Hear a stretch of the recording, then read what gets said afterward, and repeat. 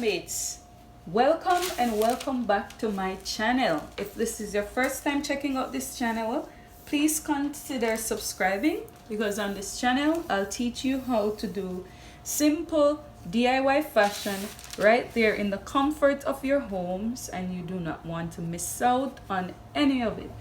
Today I will not be showing you how to do a particular style, but I am going back to basics. I'm going back to formulas and calculations that are necessary in sewing. So if you are a beginner and you do not understand how to get certain measurements when you are making your garment, then this is the video for you. And if you're an expert and you want some refresher, this is also a video for you. I remember some years back when I started sewing, if someone would have shown me this video that I'm about to do, then it would have clarified so many misconceptions and misunderstandings that I had in the past. So what I'm going to do, I have compiled a list of very important formulas that any beginner needs to know in order to be successful in sewing. So the first one, and I put this here, and I was thinking maybe everyone should know this part of it, but I put it just in case, because this is like the basic, the first thing that you'll have to do if you're making a top. The first thing you'll have to do is to know your shoulder measurement. So whenever you're drafting a pattern, we always draft unfold. So some of our measurements are usually done using quarter or half. Now the shoulder measurement is one of those measurements that you always divide by 2. So if you take the shoulder, the length of your shoulder, in my case that is 16 inches. If I should take that length, in order to get my shoulder measurement, I'm going to divide that by 2, which is 8. So whenever you're drafting, if I should take this as an example, whenever you're drafting, the first thing you're going to do is start with a straight line. And that straight line represents your shoulder. And that's the basic, that's the meat of it, your shoulder line. So this here represents my shoulder line. So on that shoulder line, what goes here would be half of your measurement. So mine is 16 rather. So if I should put this here, it would be 8 inches. And that is just the basic.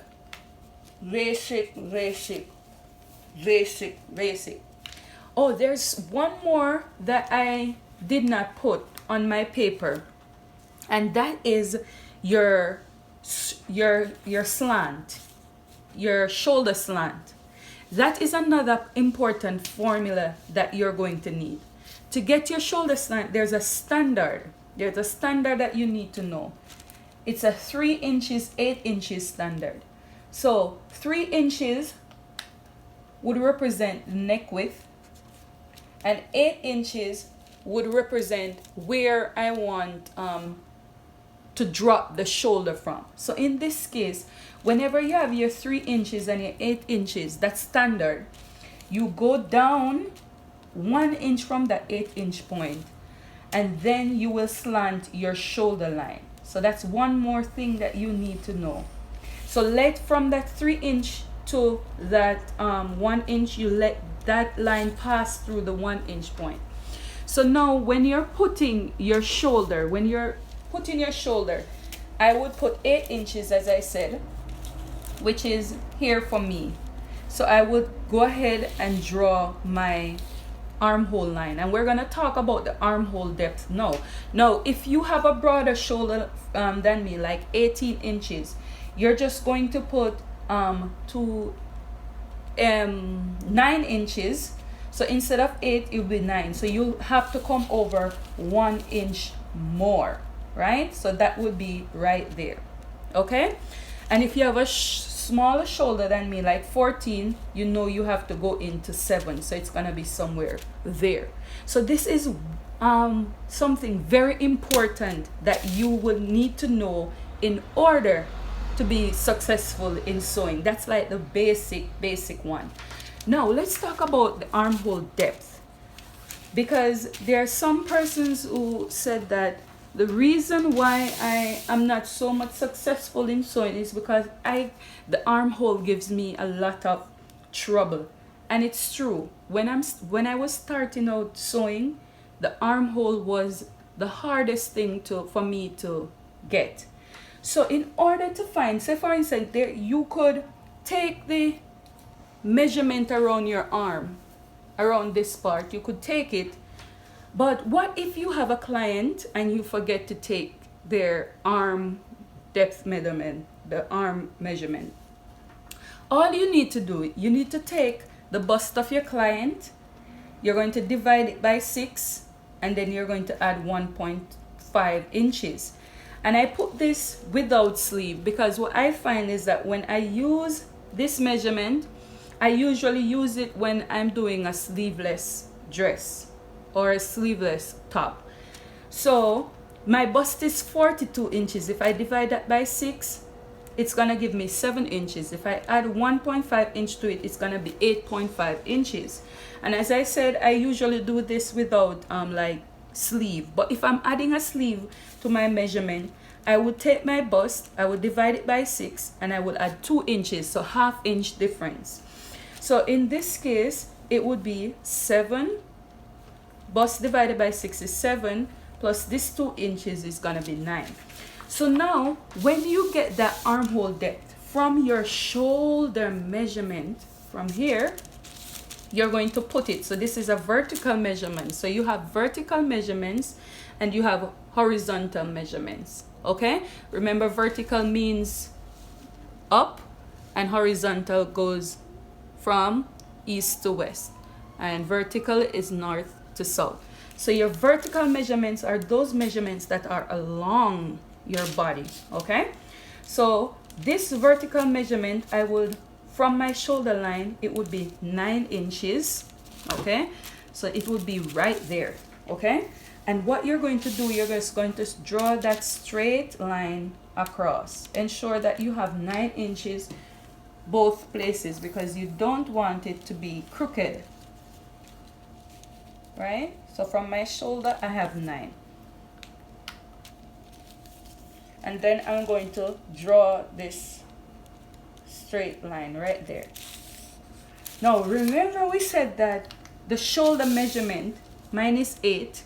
You're going to just put your, to get your armhole, you're just going to put that same shoulder measurement on this line. And this line we call the chest line. That is what we call the upper chest line, the chest line. So I'm going to put that 8 right here also. And then I'm going to connect that to the 1 inch point right there. You could take it all the way up, but that would be off. So I start from here where the slope is. And then all you have to do for the front, so this is like the basic now. For the front, you're going to divide what you have from the slope to where the chest line stops. Mine is 4. And remember that for the front armhole is deeper. You go in 3/4 of an inch. All right? And then all you have to do is connect this line, this slope here, to that 3/4 of an inch. Now you're going to use your armhole curve. I don't have mine. And then you're going to carry it all the way to this point. So that will give you your front. And for the back, all you have to do is from this point, you go around and you connect. Okay. Now it is advisable that you use an armhole curve. Okay. I don't have mine. Mine is somewhere. So this would be how you get your armhole depth. Okay, let's move on now to your bust span measurement. So you hear everybody talking about you need your bust span measurement, but what is your bust span measurement? Your bust span measurement is your nipple to your nipple measurement. So you put your tape measure on your nipple point and then you measure to the other nipple point.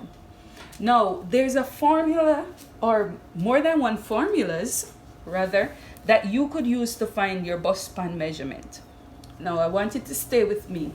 So, for instance, you could take your bust, you divide it by 4, and you subtract 2 inches from that. So my bust is 42. When I divide 42 by 4, I'm going to get 10.5 inches. If I subtract 2 from that, it's going to give me 8.5 inches. So it means then that the distance from my nipple to nipple would be 8.5 inches, which is actually right. Okay?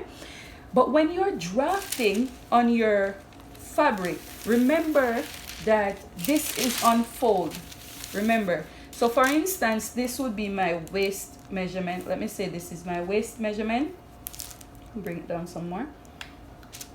So this is my waist measurement. You're going to put that 8.5 on your waist, but remember that this is unfold. So you'll have to divide that by 2. Okay? You're going to divide this by 2, which is going to be 4.25. So from the folded edge now, you're going to put your 4.25, which is here. And so let me just put my wash point here. So this will be my bust point. So you're going to put the same thing on your bust point. So this here will become your nipple to nipple measurement. Okay? So but there's another way in which you could get it. So instead of dividing your bust by 2 and subtracting 2 from it, you could take your bust, you divide it by 8, and you subtract 1. So my bust is 42. If I divide that by 8, it's going to be 5.25. If I subtract 1 from it, it's going to be 4.25. So you see that it works out just the same. Also, if you need some other convincing, you take your bust, you divide it by 10. So my bust is 42. If I divide it by 10, I'm going to about 4.2. And I rounded it to 4.25. So any of these measurements you could use to get your bust span. And you notice that this bodice is actually looking like something familiar, right? So now another thing that I want to talk about is the cap heights measurement. And boy, this one rocked me really, really good. When I was learning to sew, this one was really difficult for me. What is your cap's height? So the cap's height is the part of the sleeve that you put into this part of the bodice, that goes in, that matches with this part of the bodice. This now is my sleeve. Okay, the cap's height would be where you want the upper part of the bodice to actually fit into this part of your garment. So in order to do that, you divide your bust by 12 and add ½ inch to it. Sometimes you could add 1 inch. It depends. You have to work things out and see what works for you. ½ inch works for me. But if you feel like it's too tight, you could add 1 inch. So for instance, so my bust divided by 12 is 3.5. If I add ½ inch, it's gonna give me 4 inches. So to do your cap's height now, you're gonna, from the edge of your paper or your starting point, remember you always start with a starting point, you're going to add your 4 inches, and this part my friends of it, the upper part would be your cap's height. So what you'll have to do is that on this cap's height, you're going to put the half of your bust measurement. In this case, it was 9 inches. So you're gonna put that 9 inches. So let me assume that that's my 9 inches. And if you had added any ease to this measurement, say for instance I usually use 1/2 inch, you have to add it back to this point. Okay, so if I had it 1/2 inch, and then what I'm going to do, I'm going to draw this line all the way up. So you see that sleeve coming up, you're gonna find the midpoint 6, so, and then you're just going to go up from this point 1/2 inch, and you're gonna curve. Okay, curve. I don't have my ruler. It's good to use a ruler. Okay, your curved ruler. So that here would be, this would be your added seam allowance to join it, and then for the front it would be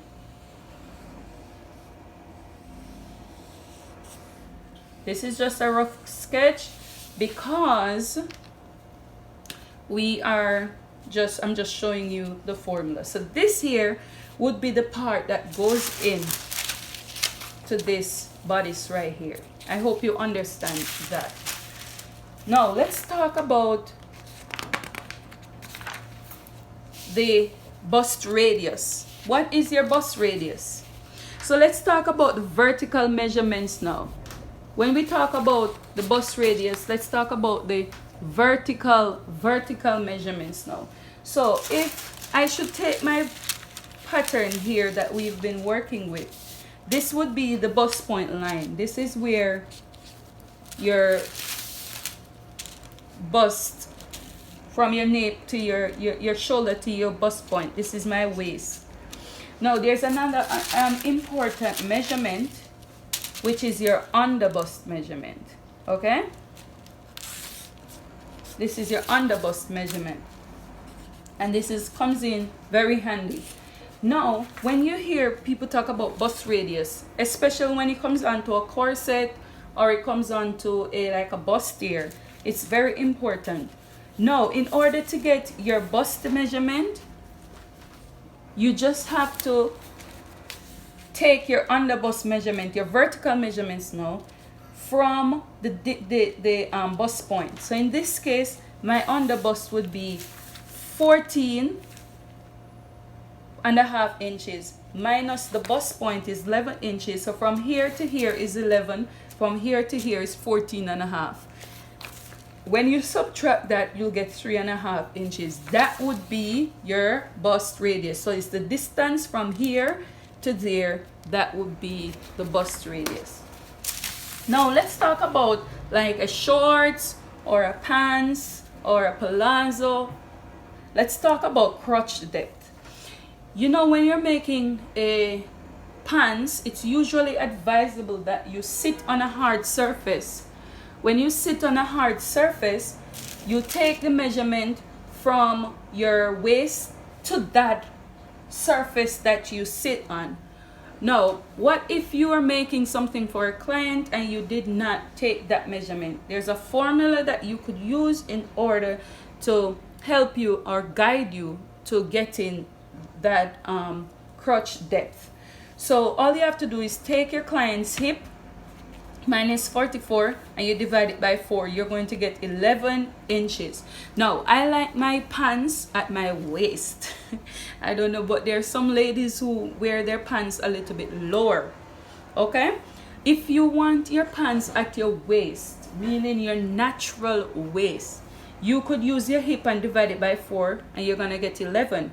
But if you want it to be a little bit lower, you know, lower fitted, because you know I don't like wearing my pants like that. I sit and everything is showing at the back, but there are persons who like their pants lower. So all you have to do is take a hip, divide it by 4 and subtract 1 inch from that, which is 44 divided by 4 minus 1 is 10.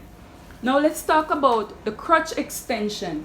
So when you talk about the crotch extension, if I should have a pants, right? So this is my pants.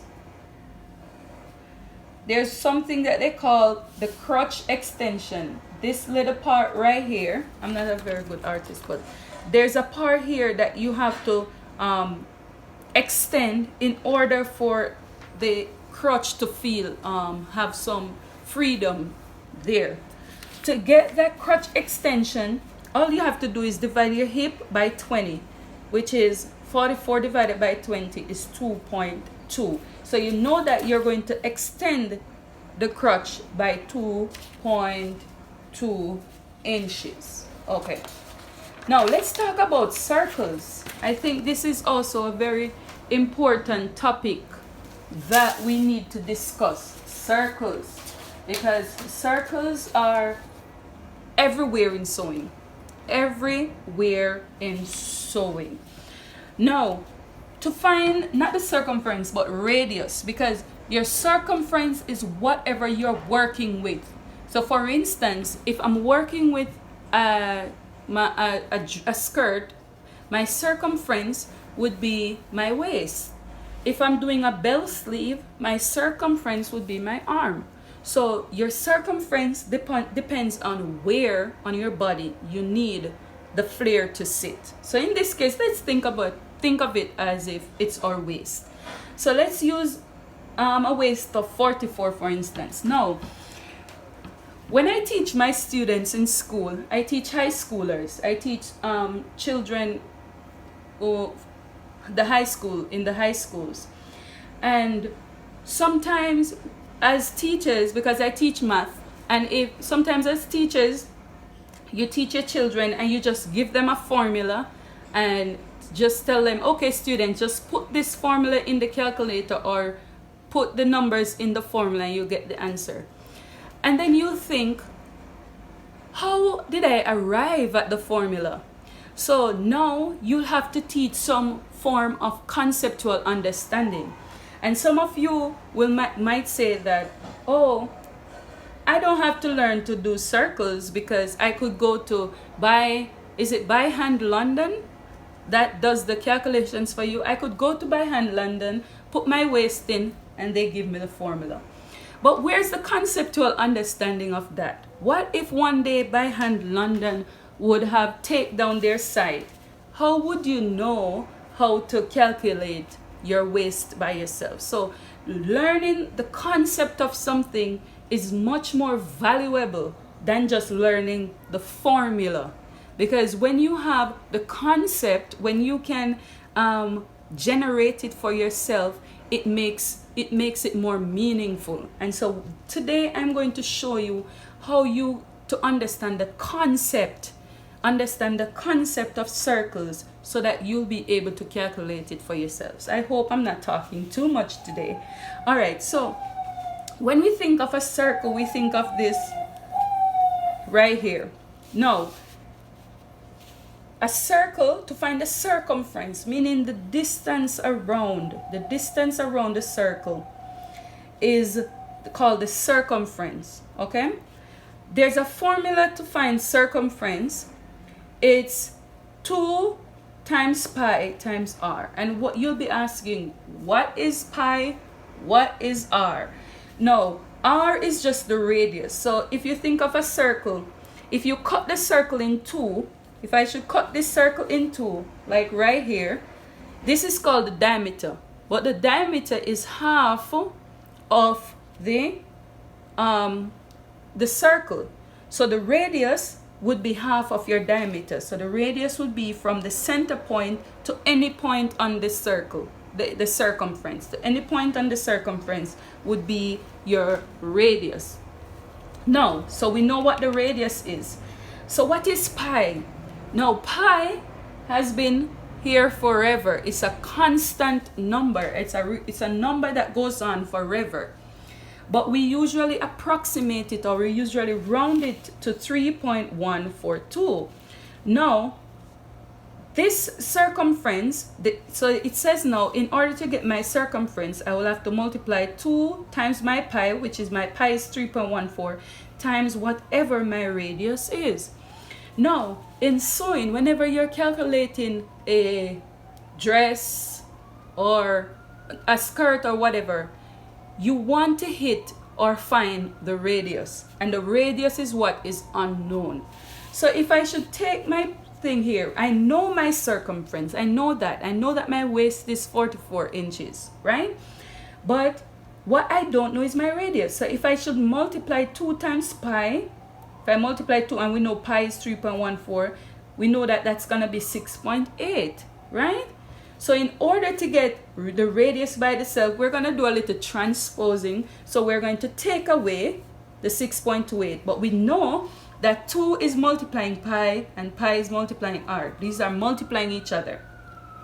So if you remember from school days, you'll hear that you have to do the opposite operation, or you're going to do the inverse of what is happening. So the inverse of multiply is divide. So if I'm multiplying 6.28 times r, it means then in order to get r by itself, I'm going to divide by 6.28. So an equation has to be balanced. So if I divide on one side, I'll have to divide on the other side. So if I'm dividing 6.28 on this side, I'm going to divide it also on this side. Okay? So this will basically cancel itself out. This will go away, because if you divide 6.28 by 6.28, you're going to get 1. And 1 multiplied by any number is going to give you the number. So in this case, 1 multiplied by r is just going to give you r.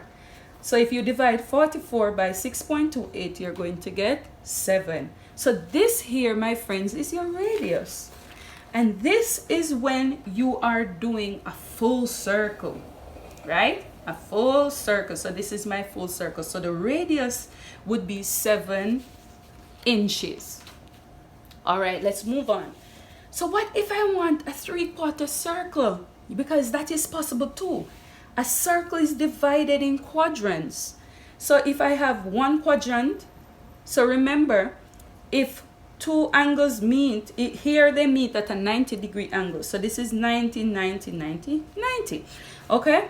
So if I have a 3/4 circle right here, if I need a 3/4 circle, it means then that I'm going to use up 3 quadrants, which is 3/4 of a circle is the same as saying 270 degrees. And we know that a full circle is 360 degrees. So I just take out a 90-degree out of it. I'm left with 360.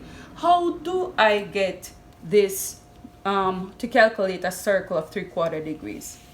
We know that our circumference, we're going to take our circumference, we're going to divide it by 2 pi. We know 2 pi already. We know that that's 6.28, right? We know that that's 6.28. So all we have to do is divide by 3.3/4, right? Because 3/4 is a quarter. But remember from our 3rd grade math that whenever we're multiplying a fraction, whenever we're dividing rather a fraction, then we are going to do some flipping. We're going to find its reciprocal, or we're going to flip it, meaning what is at the top?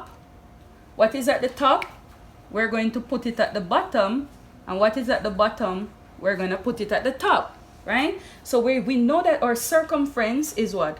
44, see that?